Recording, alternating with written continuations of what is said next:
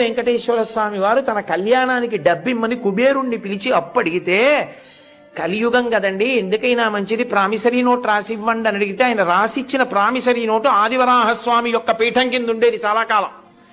అదే దాన్ని ముద్రణ చేసి గోడ మీద కూడా కట్టారు చాలా కాలం. ఎప్పుడు పుచ్చుకున్నారో, ఏం రాసిచ్చారో, ఏమి సంతకం పెట్టారో కూడా ఉండేది. వెంకటేశ్వర స్వామి వారు సంతకం పెట్టిస్తే కుబేరుడు అన్నాడు, ఇది యుగధర్మం, మీరు ఒక్కరూ సంతకం పెట్టి అంత డబ్బు చేసుకున్న తర్వాత ఒక్క సాక్షి ఉంటే బాగుంటుంది కదూ అన్నాడు.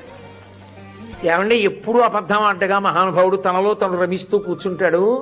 శివుడితో పెట్టిస్తాను, పెట్టించండి, పెట్టాడు. ఆయనది పెట్టించారు కానండి, తనలో తాను రమిస్తూ ఉంటాడు. చండీశ్వరుడి దగ్గరే చిటికెయ్యాలి.